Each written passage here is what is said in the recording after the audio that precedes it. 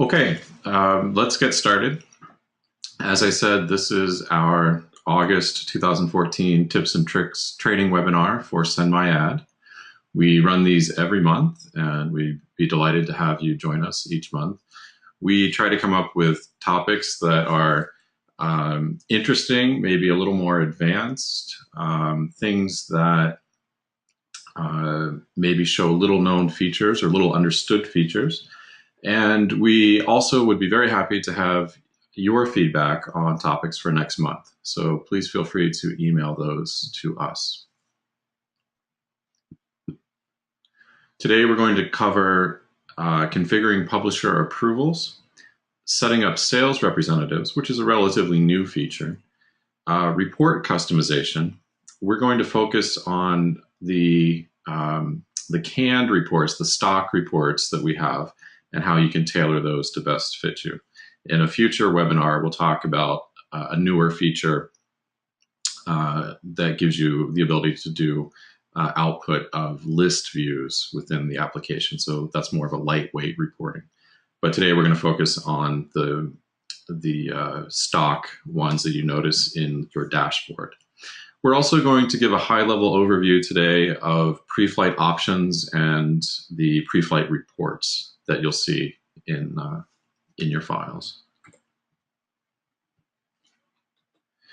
A little bit of housekeeping, if you zoom the upper left of the screen button so you can cover the full screen, which might be helpful. I have a pretty high resolution browser display here, so you might need to do that in order to see the full screen. Please save your questions for the end. We'll have the ability to answer your questions at the end. And you can submit your questions using the control panel that launched when you started the GoToWebinar. All right, so let's get started.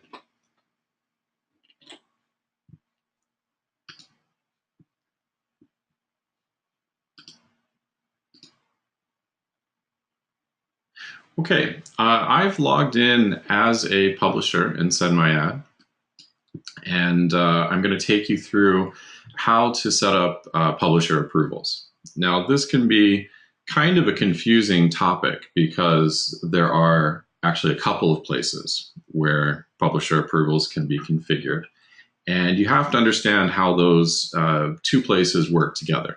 And the two places really where you configure them are in the company profile, which we also refer to as global publisher approvals, and then also at the publication level.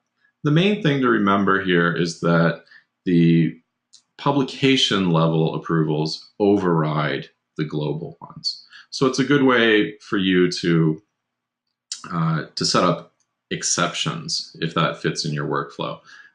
We generally recommend that if you have a lot of publications, you try to set up publisher approvals at the global or publisher level, and then override those as needed with your publications. But you can do it however best fits your workflow. So let's get started by looking in our company profile.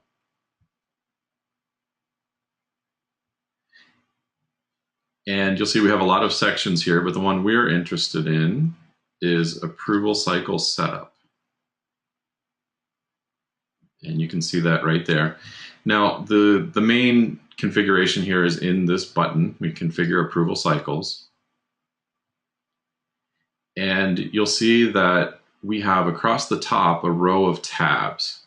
Now, I may be showing more tabs than what you see in your ad portal. And that's because I have pretty much all the features turned on, including Virtual Publisher. So you may very well only have one tab here for print ads in your portal. And that's okay. All of these work exactly the same way. So I'll just configure one for print ads, and we'll use that as our example.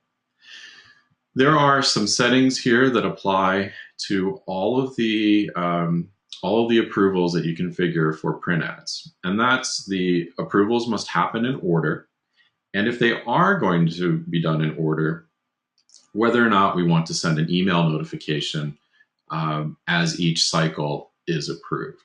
So typically you might have several of these cycles, and that just simply sends an email and lets the next group in line know that it's time for them. Of course, you don't need to do that if they're not turned on to be in order. Then anybody can go in whenever they need to and do the approval. So let's look at a step that's already here. I've got one called Global 1, and the approval is active. That lets us disable different approvals if maybe you're just testing and you want to disable that afterwards, you can do that. Or if temporarily you don't need to do a particular step, you can just disable it for the time being. You can also remove a step here if it's a permanent need for not having them. There's a new feature, a relatively new feature here called approval only once per file. And we try and give you a help wherever we can to let you know what that does. Basically, it tells you that if you approve this step and then after that, you or the advertiser submits a revised file, then this approval doesn't have to be done again. So that may not be a common case, but it has come up, and some publishers have asked for that, so we've added that. And that's what that does. Approval type, it only appears if you have a virtual publisher, so we won't talk about that one today. The most important thing here is to say which users can actually do the approval. And so I've set myself as a user, and I can select from others in my list as well. Whoever is in this approval group, they'll get those notifications if you have those turned on.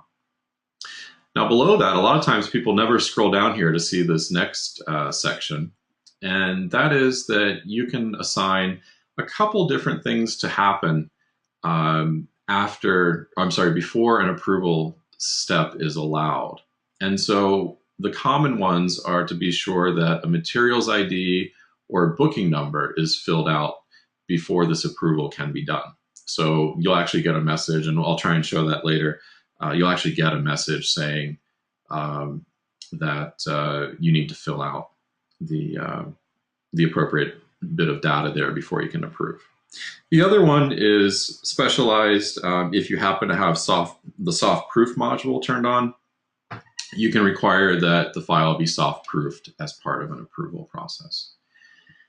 Finally, there is a post-approval action. You can deliver a file, and if that's the case, then you can select what delivery location the file goes to. And call a workflow is a very specialized thing that we would have to help you set up. So to add an approval cycle, you can just click that here. So let's go ahead and add a new one. We'll keep that approval only once per file. We'll leave that off. And you can see that now we just have that same screen in order to configure this. So very simple to set up. Okay, now the confusion really occurs when we talk about the publications. So just to show you here, we have exactly the same kind of setup under the publisher actions. So we can go to manage approval cycles. And here, this particular publication already has a couple of approvals set up. And we've got the must happen in order and the notifications turned on. I've already got things set up here. This one actually, we have to fill a booking number, and we have two different ones listed here. Now, as I said before, because I have an active approval cycle set up at the publication level, any ad that gets uploaded here to this Lancaster Today publication will follow the publication approval settings. If I check my North Country Times publication, you'll see that I do not have anything set up here. You can also have an approval that's inactive, and that also will default to the global settings. But as long as you don't have anything defined here in the print ads, you don't have anything that's, or something that's defined and then made inactive, we are going to default to the global. So just keep that distinction in mind. It's publisher is the global level and can be overridden if you have anything configured in the publication level.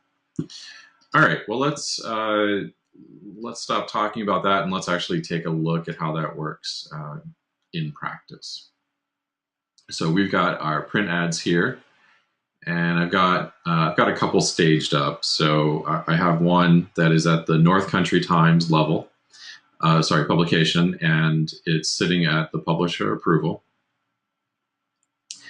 And you can see that I have here the global 1 and global 2 because I don't have those publication ones set aside.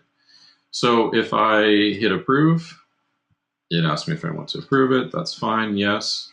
It then steps through the next group. And as it happens, I've made myself the approval user for both of these, but of course, quite frequently you have different sets of users doing the different approvals. But you can see it just cycles through, and when I hit approve in the last group, then it goes to the finalization.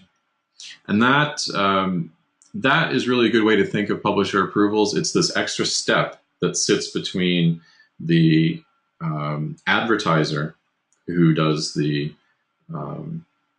initial approval of the file and the finalization or delivery of the file. And you can see that now what you're probably accustomed to seeing happens here. I can download my final ad. It's being delivered via FTP.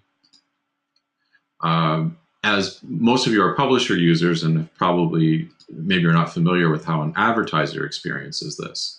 So let me log out and log in as a advertiser.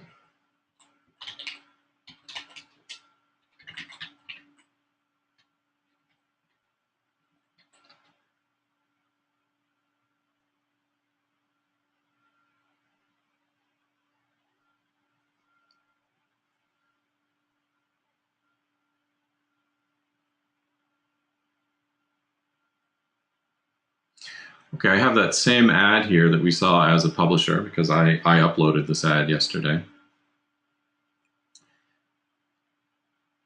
And now we're sitting at the point where the advertiser looks at their pre-flight report, makes the decision that this file is okay, and they hit approve.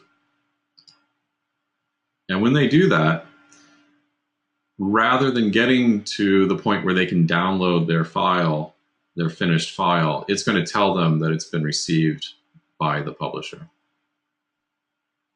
And you can see that right there. So that's how the advertiser experiences this process. Okay. Now I'm going to log back in as my publisher who's going to do that approval.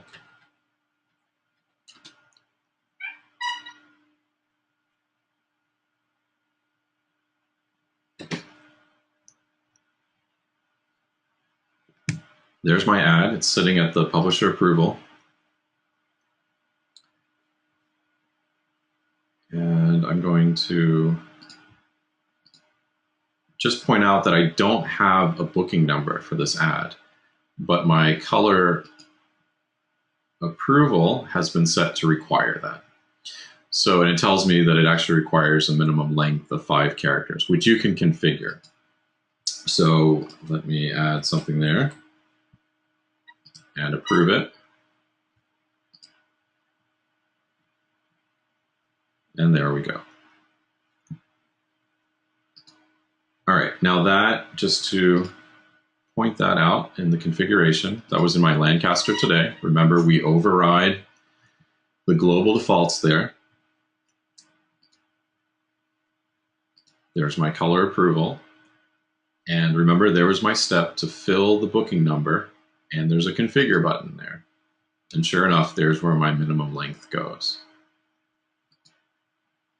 Okay, so that is how we set up publisher approvals, and that's the mechanics of how they work, both for the publisher and the advertiser.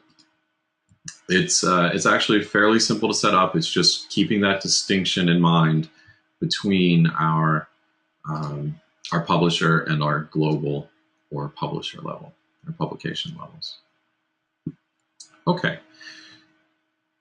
So let's move on to sales representatives.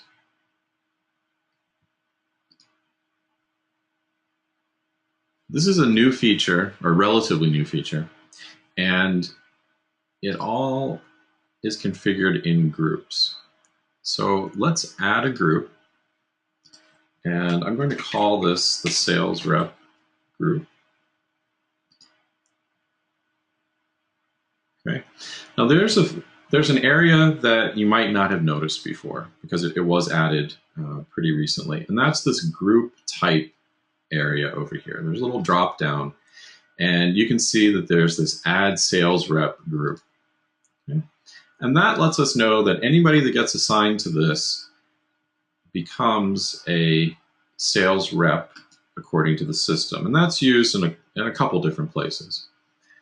The main reason that you might want this is to actually send them a notification during certain events.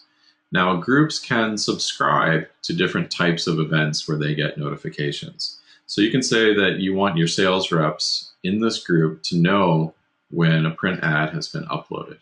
Maybe you don't want to bother them about revisions, but maybe there's a lesser charge for pickups that you'd like them to be aware of. Okay. Now, as you probably know, groups also are used to manage rights.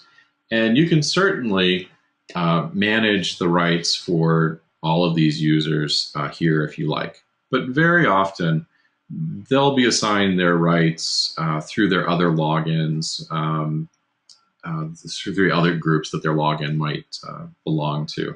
And you might just use this group as a way to assign notifications and to make them available as a sales rep selection. So you can manage the rights here if you wish, but very often you're managing those elsewhere. So let's come back and do a little bit more configuration for this. Let's go to our company profile, and let's go to print ad settings and our upload and reservation form items. This is where we customize our upload form, and there's a newish option in here, which is to show the sales rep selector on an upload form. We can also make that a required form or not. Let's just make it optional, but we'll show it on the form.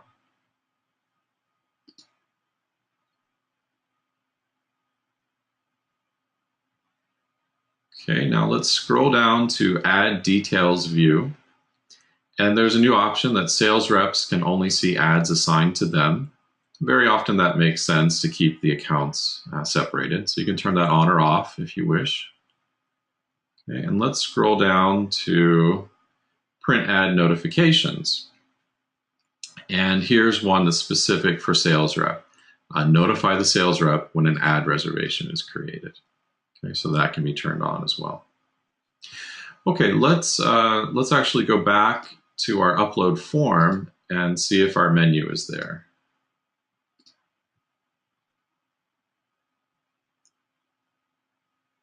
And sure enough, here is our sales rep menu, and there's the user that I assigned to that group.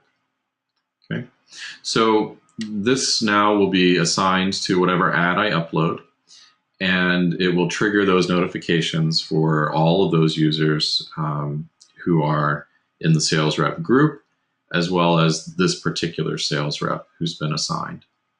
So it's more than just metadata. It's useful metadata, but it also does trigger the notifications. Okay, let's move on to report customization. That again is handled in the company profile. Now the reports we're talking about are the ones that you can view in this screen right here, or at the dashboard, either way.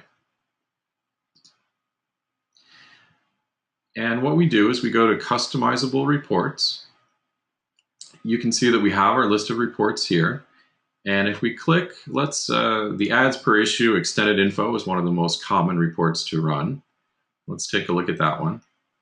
We can control the file name, and you can see that right up here, the report file name. I have it as ad-publication-issue. And those percentages tell us that these are variables, and there is this handy variable selector here. We can put the current date, for instance, just to help us sort out when we actually ran the report. Okay. Now, the other thing that we can do is we can disable and reorganize any of these fields. So I decided that I didn't want my contact information, the ad contact phone and email appearing. I don't need that. We can change the naming of these fields. Okay, and we can also change the order. Simply drag these if you like. Okay, and just close when you're done. Okay, and now let's run the report. Again, you can do it right from here. Or to show you if you're not familiar with it, you can go to your dashboard.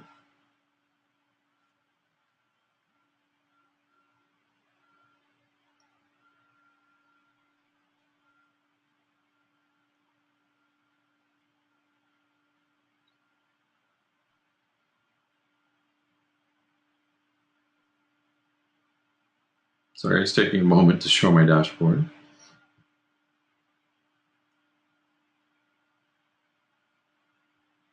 So let's go back to our profile, go to reports. Here's our ads per issue extended info. I'll select a publication and an issue, run my report. And it's now going to contact the server, grab all the information that we need for the report, and give me the option to download it.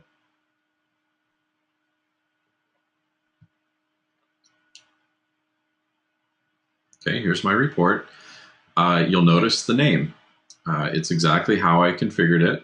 I've got the word ad dash my publication name dash my issue name, and then a date. Okay, so I'm going to select that. And I'm going to open my report and show you the customization.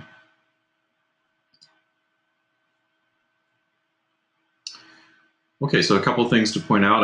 I changed the ad size. I moved it in front of file version. I renamed the materials ID where it was run together. I separated that.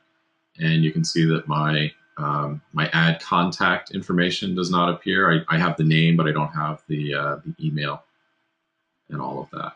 So that's pretty easy. Whatever changes you make get saved. And you can do that for any of the reports that you see in the list. So again, just go to customizable reports and pick the one that you want, and you can make any of those changes that you wish. Okay, we're running a little short on time, so we'll do a quick high-level overview of Preflight, and we may go into more detail in a later month with this. But let's talk about how to set up your Preflight profiles. And I'd like to explain something that can be a little confusing at first, and point out a couple new things as well. So these are determined at the publication level, but these color profiles are shared among your different publications. We just say, which ones we want to use for which publications. So you can add a brand new color profile if you want, right there. And you can also edit the ones that you have. Now you can see that I have this CMYK one, and it's set to be used for ads and editorials. Again, editorials is virtual publisher, so you may not have that. We can make it the default for either of those two types of files. Now, the big change fairly recently is we now associate the Preflight profile to be used with the color profile. And that's what can be a little confusing, is that the color profile is also involved in pre-flighting. It's kind of, we've sort of broken out pre-flighting into these two tabs, and they're related, but we use the information that you configure in both of these tabs to do the actual pre-flighting.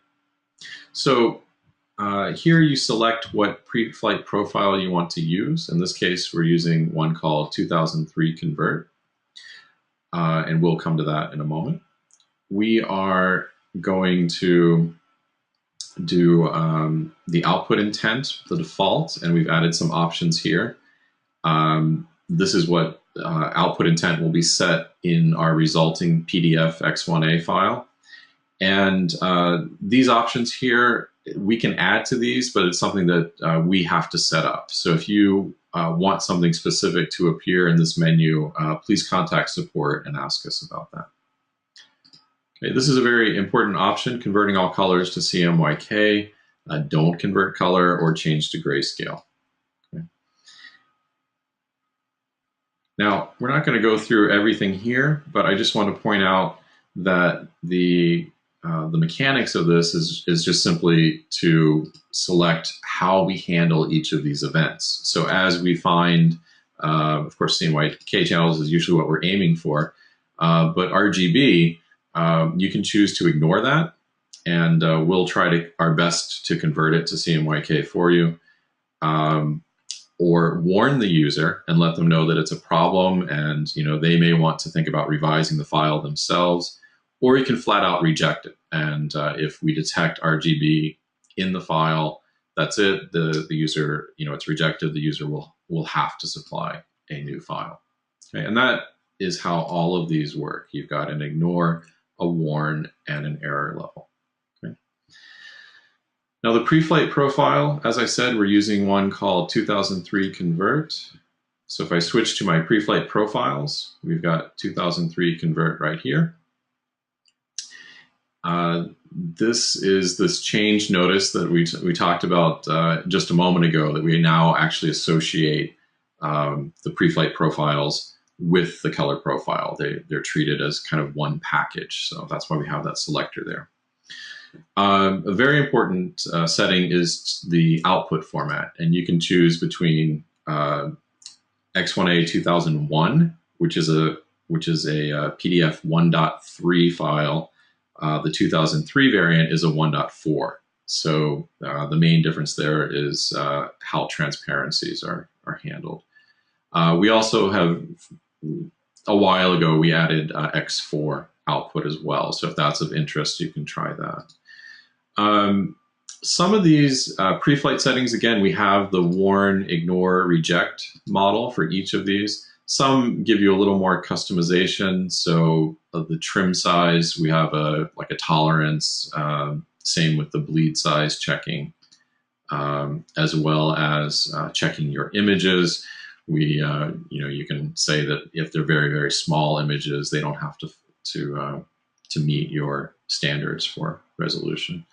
So that's how all of that is set up.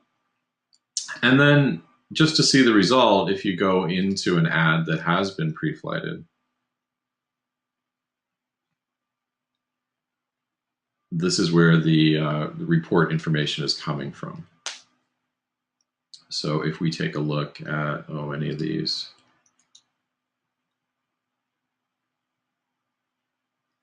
Okay, so you can see that this one, it's giving me a warning about the GCR coverage percentage, the trim size, the bleed box, and the font.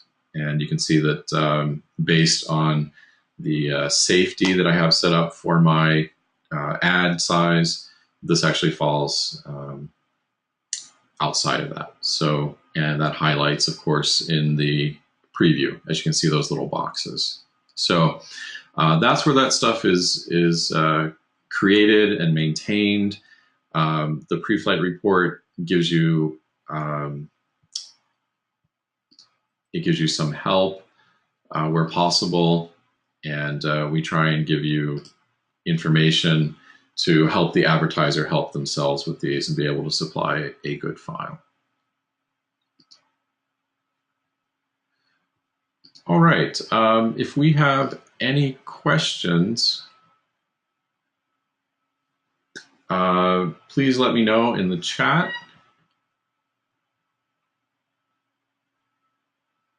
One thing that publishers frequently ask is, how many approval cycles can you set up? And the answer there is there really is no limit. We've seen as few as one, and up to I've seen 12 or 13. So there's no performance hit on that. It's just you just set up. Some people have a very lengthy internal process, so we can accommodate as many as you need. There's no problem with that. And you can have as many users as you need as well. Of course, that can get pretty difficult, to sort all the users that have to do it. But you don't have to have every person in the approval cycle make the approval. It's just someone in that group has to do it. Okay, and then we have a question on the publisher approvals. If the advertiser uploads an ad and the publisher has not approved or rejected the ad, are they able to upload a revised ad if needed? And yes, that is fine. If the publisher, if the advertiser has the ability, the right to upload revised files, they can certainly do that. They can do that from the actions menu in the ad. So just to give you an example, they'd see the option to reject the ad, revise the ad, or they could do it from here, re-upload the ad. They could do. So yes, that's easily done.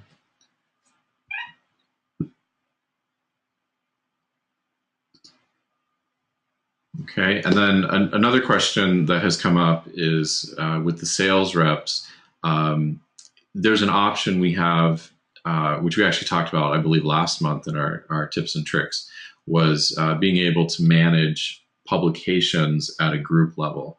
So sales reps can be limited to only receiving notifications for the particular publications that they've been assigned to. So this publisher actually is not managing publications at the group level, but that's an option you can turn on, and you can limit those sales reps to only get notifications for the publications that concern them. So that's easy to do.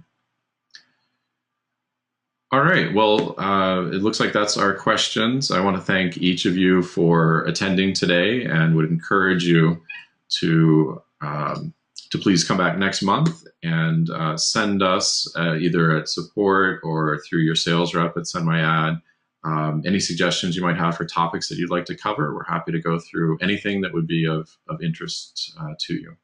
So again, thank you very much, and we'll see you next month.